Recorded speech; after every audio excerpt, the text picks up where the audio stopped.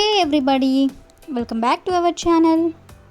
In this video we have to learn some daily used English sentences that we are translating from Telugu to English which we used in daily life. So let's get started.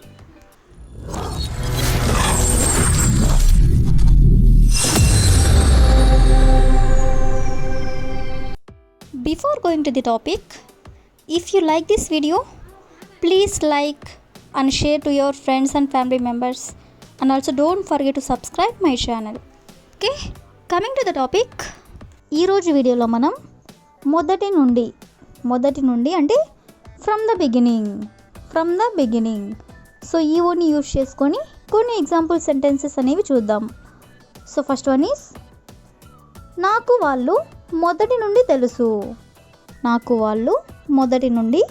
తెలుసు. So దీన్ని ఇంగ్లీష్లో I know them from the beginning. I know them అంటే నాకు వాళ్ళు తెలుసు. ఎప్పటి నుంచి అంటే మొదటి నుండి. So from the beginning. అదేవిధంగా నెక్స్ట్ వన్ ఈస్ నువ్వు అతనిని మొదటి నుండి గారాబం చేయకుండా ఉండాల్సింది.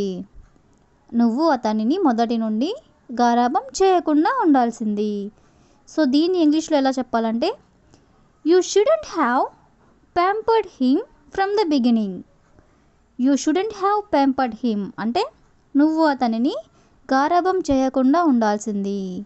ఎప్పటి నుండి అంటే మొదటి నుండి. So from the beginning. అదేవిధంగా నెక్స్ట్ వన్ ఈస్ మేము మొదటి నుండి ఇంగ్లీష్ మీద ఫోకస్ చేశాము. సో దీని ఇంగ్లీష్లో we have focused on English from the beginning. అంటే మేము మొదటి నుండి ఇంగ్లీష్ మీద ఫోకస్ చేశాము. అదేవిధంగా నెక్స్ట్ వన్ ఈస్ వాళ్ళు మొదటి నుండి అతనికి చెబుతూనే ఉన్నారు. సో దీని ఇంగ్లీష్లో they have been telling him from the beginning. అంటే వాళ్ళు అతనికి చెబుతూనే ఉన్నారు. ఎప్పటి నుండి అంటే మొదటి నుండి. So from the beginning. అదేవిధంగా నెక్స్ట్ వన్ ఈస్ మీరు అతనిని మొదటి నుండి కంట్రోల్లో పెట్టాల్సింది. సో దీని ఇంగ్లీష్లో you should have kept him under control from the beginning. అంటే నువ్వు అతనిని పెట్టాల్సింది దేంట్లో అంటే కంట్రోల్లో. So under control from the beginning అంటే మొదటి నుండి. So the last example is వాళ్ళు మొదటి నుండి ఇలానే ఉన్నారు. సో దీన్ని ఇంగ్లీష్లో they are like this from the beginning. అంటే వాళ్ళు ఇలానే ఉన్నారు. ఎప్పటి నుండి అంటే మొదటి నుండి. So from the beginning. So ఈ విధంగా మనం కొన్ని ఎగ్జాంపుల్స్ అనేవి చూసాం కదా. నెక్స్ట్ వచ్చేసరికి కొంతవరకు లేదా కొంత మేరకు అని కూడా అంటూ ఉంటారు కదా. సో దీని ఇంగ్లీష్లో సమ్ ఎక్స్టెంట్ అంటే కొంతవరకు లేదా కొంత మేరకు. సో ఈ వన్ యూజ్ చేసుకొని కొన్ని ఎగ్జాంపుల్ సెంటెన్సెస్ అనేవి చూద్దాం. సో ఫస్ట్ వన్ ఈస్ కొంతవరకు ఆమెకి అర్థమయ్యేలా చేశాడు. సో దీని ఇంగ్లీష్లో he made her understand to some extent. అంటే అతను ఆమెకి అర్థమయ్యేలా చేశాడు. ఎంతవరకు అంటే కొంతవరకు. సో టు సమ్ ఎక్స్టెంట్ అంటే కొంతవరకు. అదేవిధంగా నెక్స్ట్ వన్ ఈస్ కొంతవరకు మేము ఇంగ్లీష్ నేర్చుకున్నాము. సో దీని ఇంగ్లీష్లో we learned English to some extent అంటే మేము కొంతవరకు ఇంగ్లీష్ నేర్చుకున్నాము అని. అదేవిధంగా నెక్స్ట్ వన్ ఈస్ కొంతవరకు నేను వాళ్ళని ఓదార్చాను. సో దీని ఇంగ్లీష్లో I consoled them to some extent. అంటే నేను వాళ్ళని ఓదార్చాను. టు సమ్ ఎక్స్టెంట్ అంటే కొంతవరకు.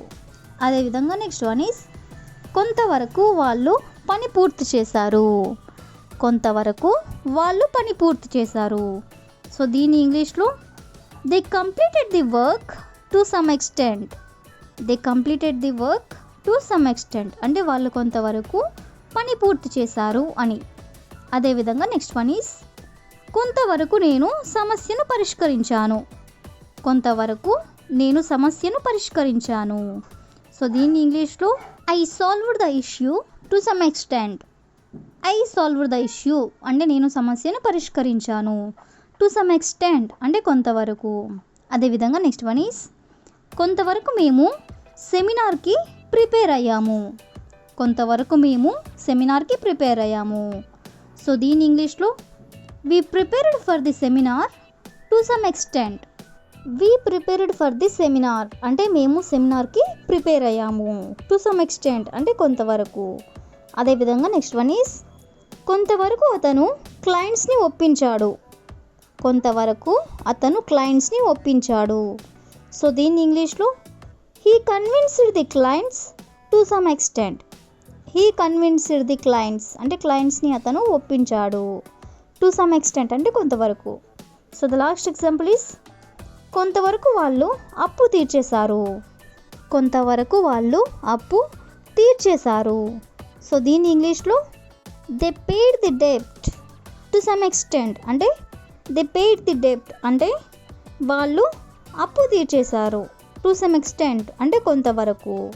సో ఈ విధంగా మనం కొంతవరకు అనే ఓని యూజ్ చేసుకొని కొన్ని ఎగ్జాంపుల్స్ అనేవి చూసాం కదా. నెక్స్ట్ వచ్చేసరికి అప్పుడప్పుడు. అప్పుడప్పుడు అంటే ఎట్ టైమ్స్. అప్పుడప్పుడు అనే ఓని యూజ్ చేసుకొని కొన్ని ఎగ్జాంపుల్స్ అనేవి చూద్దాం. సో ఫస్ట్ వన్ ఈస్ అప్పుడప్పుడు ఇతరులకి హెల్ప్ చేయాల్సి వస్తుంది. అప్పుడప్పుడు ఇతరులకి హెల్ప్ చేయాల్సి వస్తుంది. సో దీని ఇంగ్లీష్లో at times we have to help others. At times అంటే అప్పుడప్పుడు, we have to help others అంటే ఇతరులకి హెల్ప్ చేయాల్సి వస్తుంది అని. అదేవిధంగా నెక్స్ట్ వన్ ఈస్ అప్పుడప్పుడు అబద్ధాలు చెప్పాల్సి వస్తుంది. అప్పుడప్పుడు అబద్ధాలు చెప్పాల్సి వస్తుంది. సో దీని ఇంగ్లీష్లో at times we have to tell lies. At times we have to tell lies అంటే అప్పుడప్పుడు అబద్ధాలు చెప్పాల్సి వస్తుంది అని. అదేవిధంగా నెక్స్ట్ వన్ ఈస్ అప్పుడప్పుడు ఇతరులకి డబ్బు ఇవ్వాల్సి వస్తుంది. అప్పుడప్పుడు ఇతరులకి డబ్బు ఇవ్వాల్సి వస్తుంది. సో దీని ఇంగ్లీష్లో at times we have to give money to others. At times we have to give money to others అంటే అప్పుడప్పుడు ఇతరులకి డబ్బు ఇవ్వాల్సి వస్తుంది అని. So the last example is అప్పుడప్పుడు డబ్బు దాచాల్సి వస్తుంది. అప్పుడప్పుడు డబ్బు దాచాల్సి వస్తుంది. సో దీని ఇంగ్లీష్లో at times we have to save money. At times we have to save money అంటే అప్పుడప్పుడు డబ్బు దాచాల్సి వస్తుంది అని. సో ఈ విధంగా మనం కొన్ని ఎగ్జాంపుల్స్ అనేవి చూసాం కదా. That's all for today. I will ask you a question for you. అప్పుడప్పుడు ఇతరులని ఒప్పించాల్సి వస్తుంది. అప్పుడప్పుడు ఇతరులని ఒప్పించాల్సి వస్తుంది. So if you know this one in English, please you can comment in the comment section. Thank you for watching.